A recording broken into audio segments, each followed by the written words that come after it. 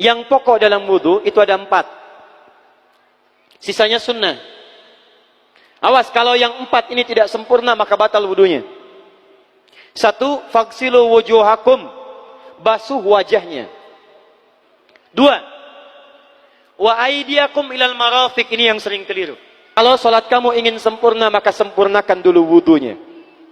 Awas, hati-hati Bu ya, Bu. Lihat baik-baik. Kata para ahli hadis, kenapa Nabi mengajarkan wudu dulu? Padahal orang ini yang salahnya sholatnya. Kenapa wudunya yang diajarkan? Kata para ahli hadis, ini menunjukkan ada kaitan antara wudu dengan sholat. Kalau orang benar wudunya, pasti benar sholatnya. Kalau orang wudunya salah, akan berdampak pada tidak sempurna sholatnya. Silahkan ibu cek. Anak ibu, wudunya seperti flash. Cepat, kilat. Secepat kilat, itu pasti menunjukkan sholatnya bermasalah. Nah sekarang bagaimana Nabi menunjukkan wudu yang benar? Yuk kita lihat pelan-pelan. Buka Quran surah ke-5 ayat ke-6. Paling kiri sebelah atas. Ayo lihat sini, lihat. Kata Nabi kalau sholatnya ingin sempurna dimulai dari wudu. Ya ayyuhalladzina amanu. Kalimat wudu dibuka dengan kalimat iman. Idza qumtum ila shalah. Kalau kamu ingin sempurna dalam menunaikan sholat, faghsilu wujuhakum. Maka mulai dengan menyempurnakan wudu. Lihat baik-baik. Saya tidak bermaksud mengajarkan, hanya mengulang kembali apa yang kita pelajari. Yang pokok dalam wudu itu ada 4. Sisanya sunnah. Awas, kalau yang 4 ini tidak sempurna maka batal wudunya. 1. Faghsilu wujuhakum, basuh wajahnya. Kalau disebutkan wajah dalam bab wudu, itu tidak ada yang lain kecuali bagian tampak muka. Gitu ya. Kalau yang punya jenggot, itu termasuk janggutnya di selai-selai. Kalau bapak kalau tidak punya jenggot atau belum punya jenggot, tidak usah maksa. Karena sunnah dalam hadis jenggot itu sunnah merawat, bukan menumbuhkan. Silakan buka tentang babul liha, bab jenggot. Itu hadis-hadis tentang sunnah jenggot, sunnah merawat. Merawat bagi yang punya jenggot. Tapi yang tidak punya jenggot jangan dipaksakan. Beli arang, sok. Beli timun, tidak usah. Ya, tapi kalau ada jenggot ya silakan rawat dengan baik supaya menampakkan nilai-nilai kemuliaan. Tahan. Sekarang kita mulai. Bagaimana cara berwudu yang baik? Perhatikan baik-baik. Kata Quran faghsilu, membasuh wajah, kalimat Qurannya menggunakan kata ghasala. Ghasala itu ambil airnya, tumpahkan di tempat yang dibasuh. Ambil airnya, tumpahkan di tempat yang dibasuh. Mohon izin, tahan sebentar. Mas, sini Mas. Punten ya, yang kan bantosan, kadia sekedap. Sifat wudu cuma ada 3. 1, pakai keran. 2, pakai gayung. 3, air yang mengalir. Ya, seperti di sungai, ada air mengalir itu nggak ada masalah. Tapi kalau menggunakan gayung, atau semisalnya, Nabi itu diriwayatkan dalam hadis, itu sangat menghemat air.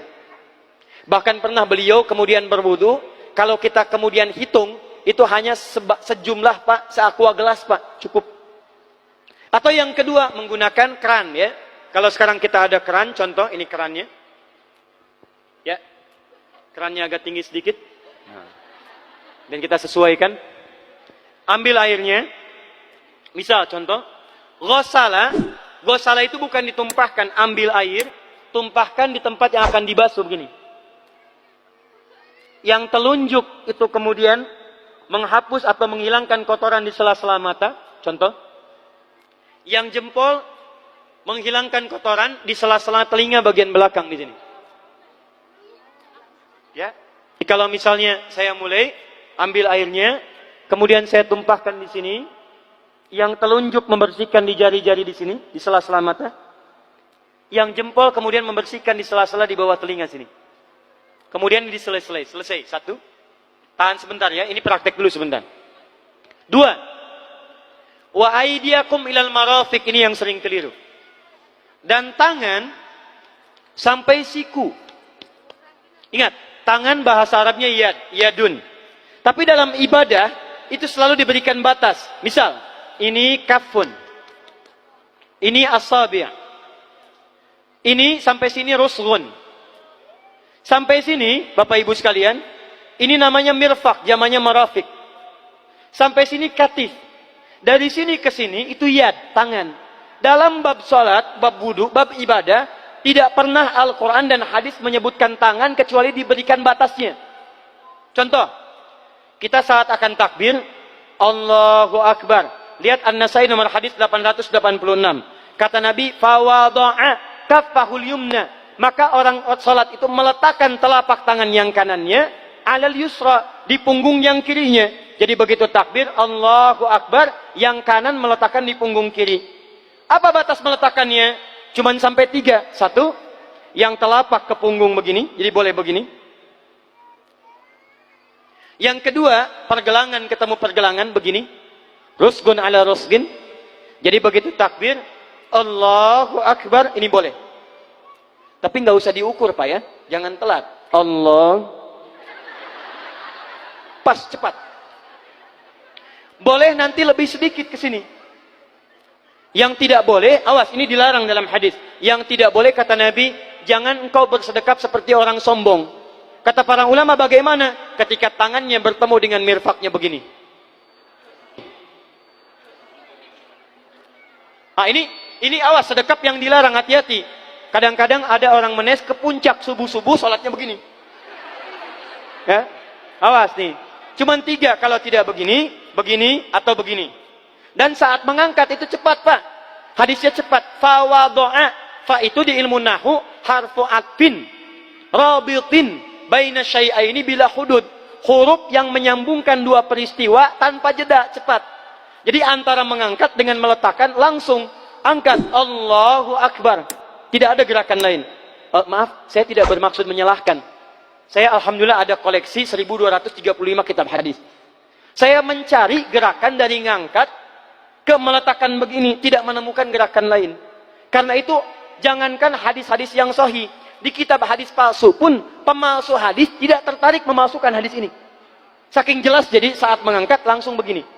Kenapa saya penting terangkan? Karena ada sebagian saudara-saudara kita merasa tidak enak, Ustaz, kalau saya takbir, masa kiri duluan? Sedangkan kiri kurang bagus, yang bagus kanan. Saya mah pengennya begini aja lah. Begitu takbir, kanan duluan, baru tutup dengan kiri. Jadi begitu diangkat, Allah, kanan masuk, kiri begini, tutup. Kadang-kadang kaki naik dikit. Nah, itu maaf, saya tidak bermaksud menyalahkan, tapi saya belum menemukan hadisnya. Dan pemalsu hadis pun tidak tertarik memalsukan hadis ini, karena saking jelasnya, angkat, tutup. Jelas ya? Nah, sekarang lihat sini. Dalam bab wudu, bahasa Qur'annya mengatakan, wa aidiakum ilal marafiq, dari tangan sampai siku. Ila dalam ilmu nahu harful ghayah, huruf yang menunjuk pada tujuan, batas dari ke. Ana minal an sa'adhab min Menes ila Bekasi. Saya setelah ini akan pergi dari Menes ke Bekasi. Jadi saya berangkat dari mana? Menes. Tujuannya kemana? Bekasi. Tujuan dalam bahasa Arab menggunakan ila, harfu ghayah. Dari Menes ke Bekasi. Menes ila Bekasi. Dalam wudu, lihat. Aidiakum ilal marafiq, ila sampai siku. Bukan dari siku ke tangan. Jadi saat kita mengambil air wudu, ambil airnya, tumpahkan dari sini, ilal marafiq sampai ke siku ke sini. Balikan lagi ke depan. Jadi bukan kerannya dibeginikan, sikunya dibeginikan, takut, bukan. Jadi bukan siku diteruskan ke bawah. Yang tepat itu ambil airnya, kemudian basuh dari sini sampai dengan ke sikunya. Hati-hati, ini ada maknanya.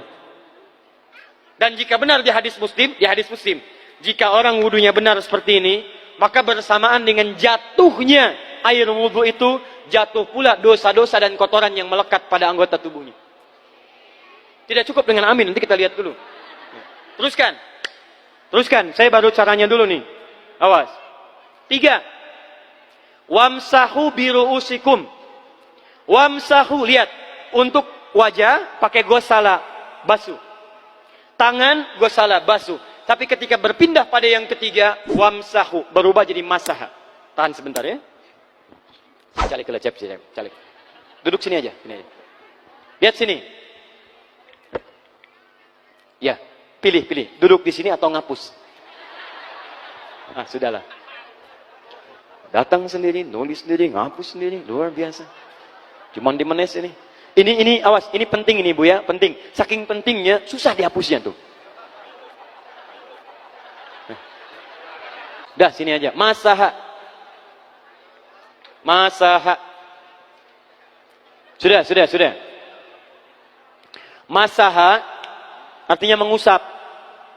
Kalau yang tadi membasuh, kalau masaha mengusap. Jadi yang ketiga ini tidak usah dibasuh. Jangan tumpahkan air di tempatnya, tumpahkan airnya kemudian usap tempatnya.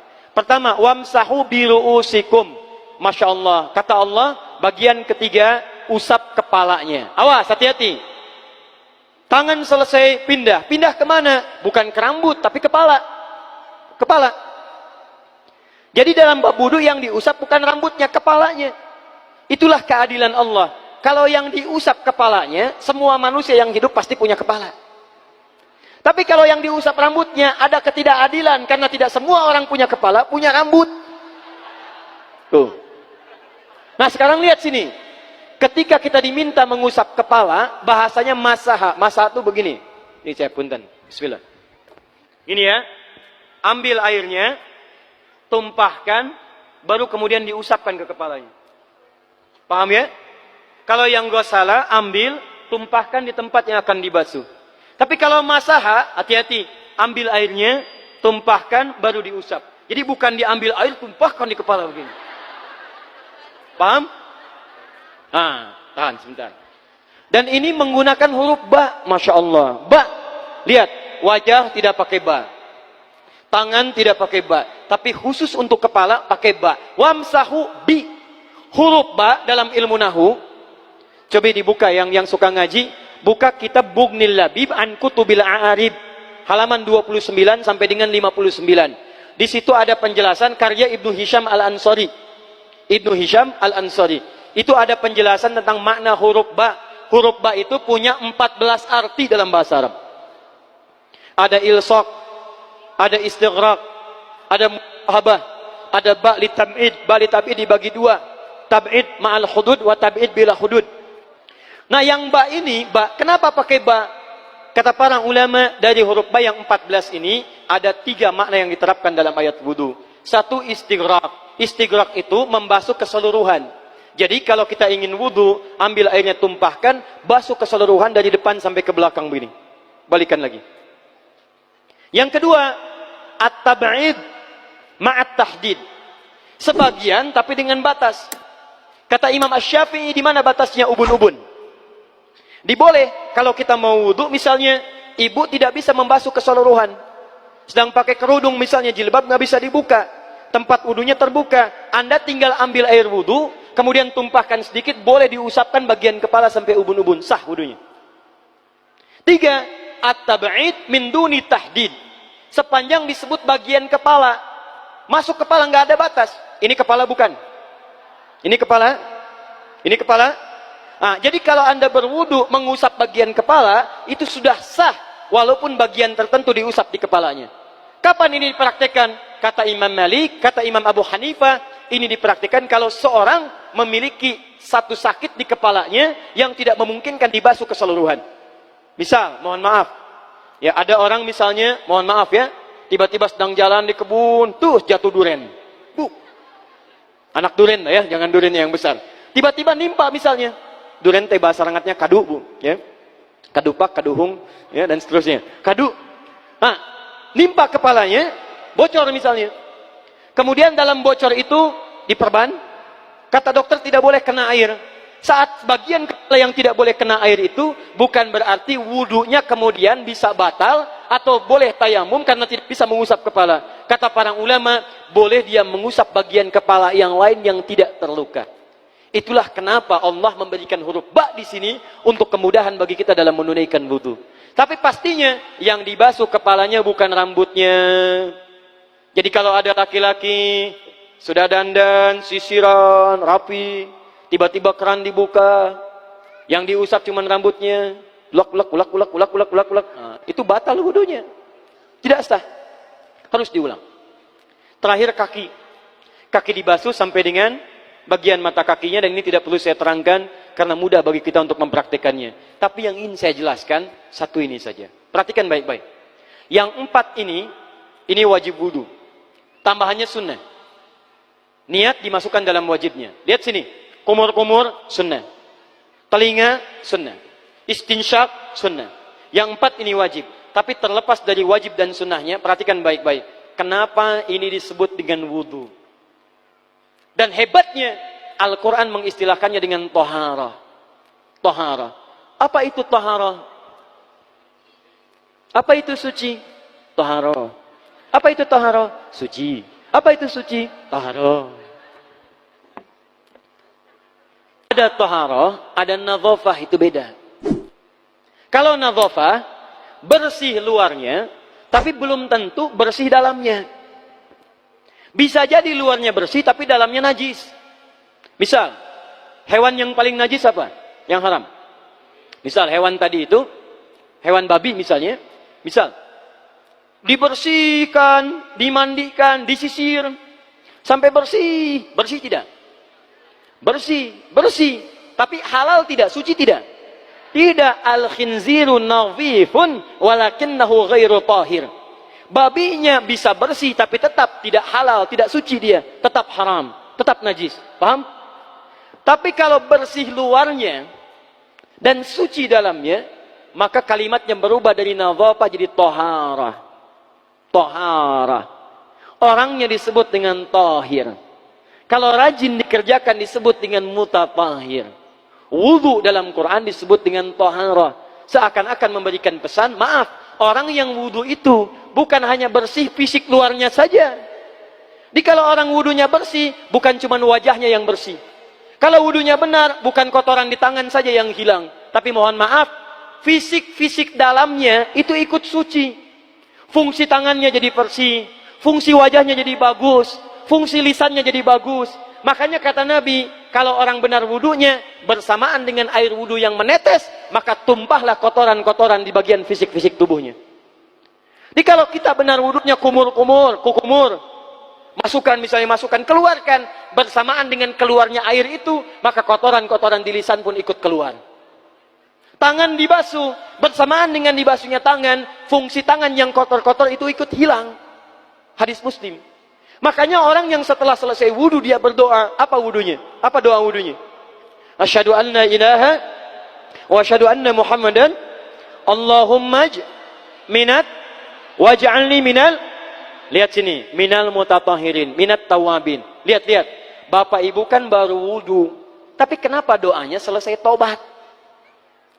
Allahumma ja'alni minat tawabin. Ya Allah, jadikan saya termasuk orang tobat. Kita kan baru wudu, kenapa doanya baru selesai tobat? Sedangkan tobat itu mengakui kesalahan, menyesali kesalahan, dan berjanji meninggalkan yang salah, mengganti dengan yang baik-baik.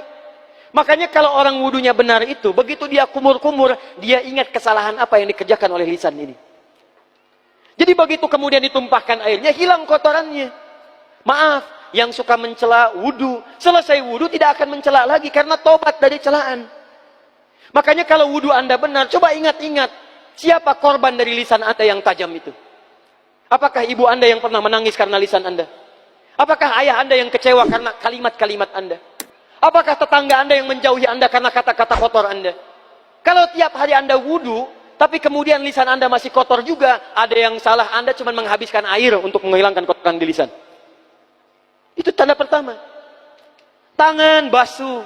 Makanya orang yang wudunya benar, tangannya tidak akan berbuat yang kotor lagi sampai ke ujung kakinya. Karena itulah ibadah ini disebut dengan wudu, seakar dengan kata dau. Kata para ulama, mereka sebagian mengatakan dau artinya cahaya, dau artinya sinar, dau artinya al-husnu, baik budi pekerti. Kalau orang benar wudunya, bertambah sinar di tangannya, sinar di wajahnya, sinar di lisannya. Apa sinar itu? Di dunia sinar-sinar amaliyah kebaikan, sifat-sifat baik, di akhirat pancaran-pancaran kemuliaan.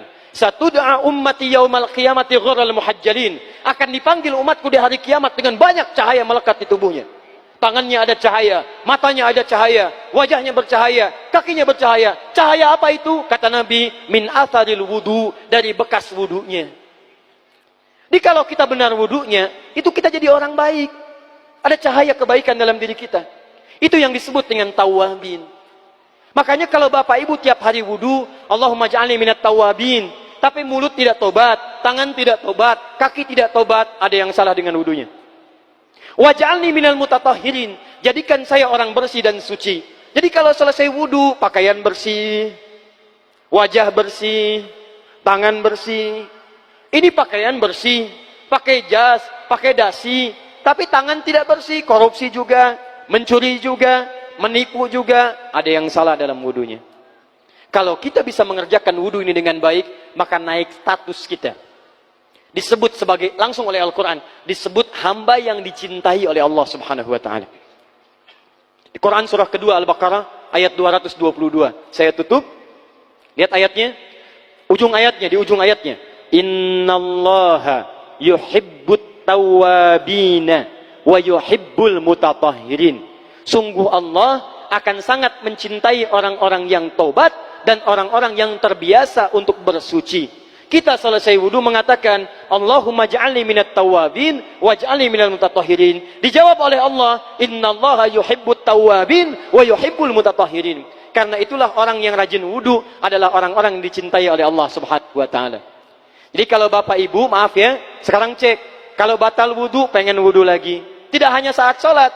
Sekarang batal wudu, ingin wudu. Batal wudu, ingin wudu. Itu tandanya bapak ibu sedang mendapatkan cinta dari Allah subhanahu wa ta'ala.